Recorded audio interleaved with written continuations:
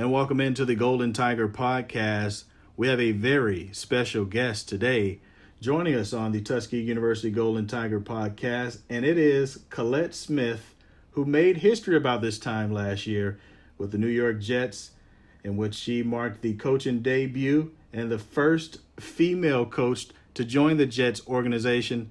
Kind of a double award there. You're also the first African-American female coach to do so. Welcome aboard, Coach Smith. How are you? I'm great. Thank you so much for having me. Thank you very much. So, Tuskegee University student during the years of 1987 through 1990. I don't want to jump into the Jet stuff right away because I know our people are excited to even hear an NFL organization tied to someone that has ties, if you will, to Tuskegee. Go back to your days at Tuskegee University and what was it like here? Oh my gosh, I was the happiest person in the world, knowing that I was going away to Tuskegee, all-black university. I was very proud of that, and I wanted to be a veterinarian, and you guys have an amazing veterinarian program, and I wanted to be a part of that and close to my family that lived in Alabama. So, yeah, my freshman year, I was the most proud person you probably ever met. Happy and proud to be there. So you grew up in Queens, New York. How did you even find out about Tuskegee University? Obviously, it's popular in its own right with so much history, but how did you hear about it? Well, I was very interested all throughout my youth to be a veterinarian. That was my dream, to be a veterinarian.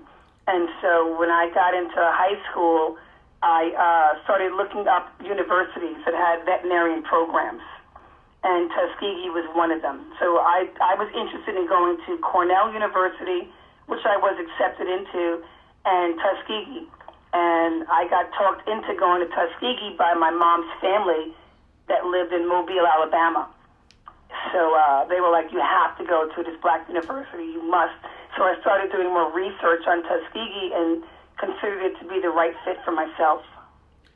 So, of course, you grew up in Queens, you end up going to Tuskegee, and later down the road, you end up playing football in the Independent Women's Football League. What was that like, being a football player, participating in a sport that most consider as just a male-dominant sport? You changed the mark on that. Tell us about it.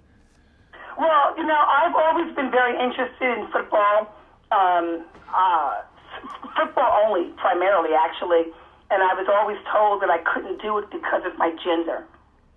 So being told over and over for all my years as a child that I'm not allowed to play, stopped me from loving football and being able to participate in it.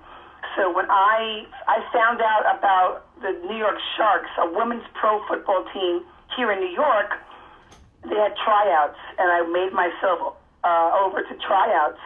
And just to see all these women, 45, 50 women in full equipment, yelling on that football field, down, set, I thought I was in a dream. So I went on to try out. I made the cut, and I went on to play with the New York Sharks for 3 years, and it was the most incredible experience of my life. And I got to the glory days. That's the way I saw it. I mean, I was fighting for everything that I was told I couldn't do, and I was going to do it. And here was the opportunity, and I seized it. So you make your way on through that process, and all of a sudden you get a phone call, or you're contacted by Todd Bowles, head coach of the New York Jets, asking you to be an intern this time last year in the 2017 training camp. What was that like, getting that offer? Well, I even have to rewind that, because when I played with the New York Sharks, I retired from playing football at the age of 45 years old. Wow. The owner of the team asked me to come back to coach my position. I was a free safety. I loved to tackle.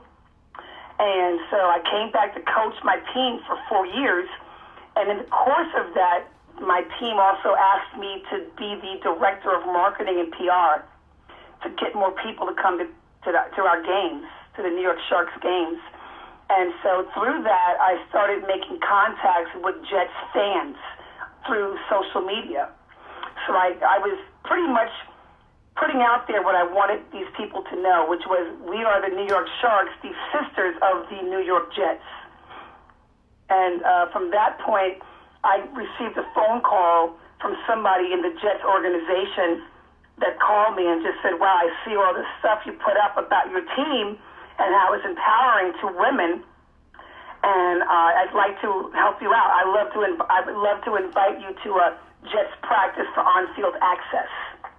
And I said, I'd love to do that. Yes, I'd love to be around the coaches so I can learn to be a better coach for my team.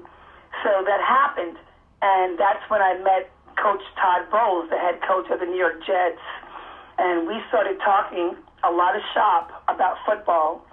And I remember him asking me, what position do you play? And I told him, I played the same position that you played when you were at Temple University. And he looked at me like, okay, she's done her homework. I'm a big believer in doing homework.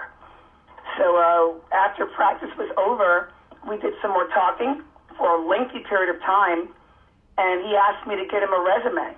And he says, I don't know what for exactly right now, but you need to be working in our organization here with the Jets. Wow. How about that? I got in my car to drive back home to Queens, and the first phone call I made was to my dad and said, Dad, can you believe this? And my dad said, yes, I can believe it. So more time had gone on. I had been back to more practices because Coach Bowles gave me an open invitation to come back whenever I wanted to. So I would usually text Coach Bowles, and I would say, can I come out tomorrow? What time is practice? And he would tell me yes, and this is what time you'll be out here. So I did that for a while, and then eventually I got that phone call. So when he called me, and you got to understand, when an NFL head coach calls you, I stood up erect and alert.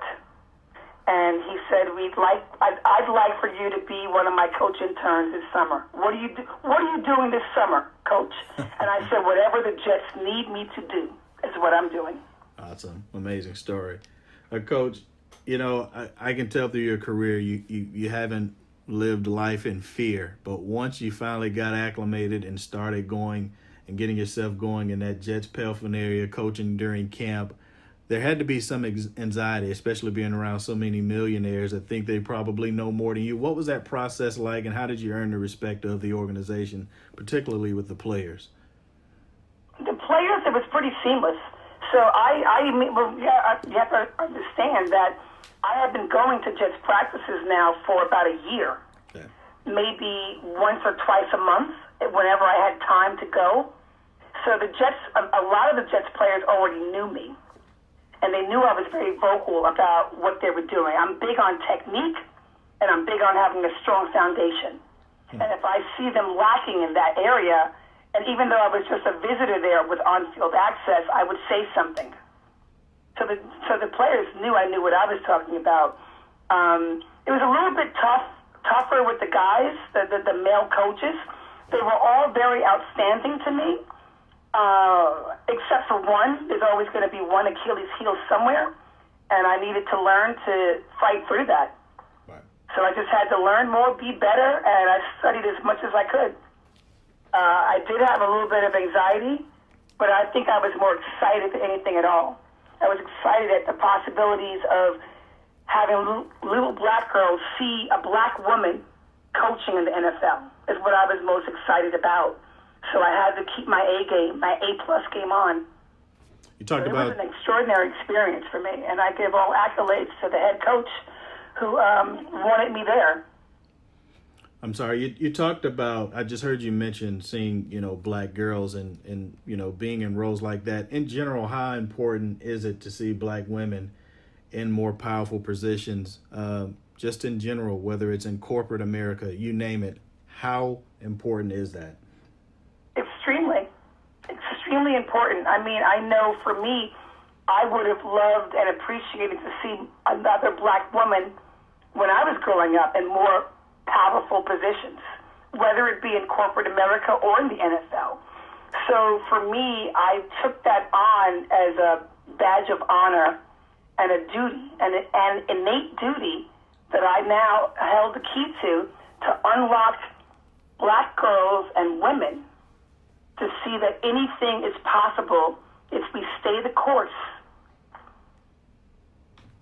We're talking things over with Collette Smith, who, by the way, was the first African-American female to participate with the New York Jets organization as a coach. This time last year, coach, well, nearly a year ago on October 10th, that is, in 2017, you launched your own company, Believe in You, Inc. Tell us about that.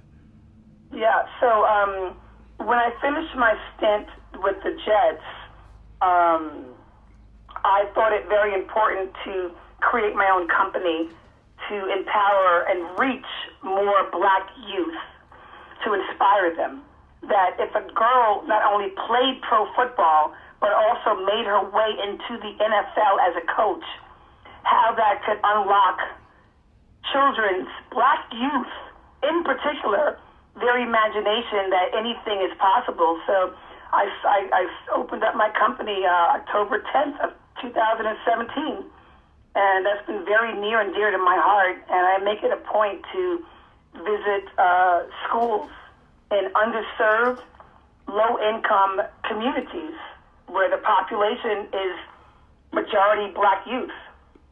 And I go there and I make visits to them, and I wear my Jets coaching uniform very proudly. And it's amazing to see the little girls stand up straighter, and they're at attention. And I know that they're now thinking about the possibilities that are endless for them. And that's my goal. My goal is for them to see their inner strength and use it.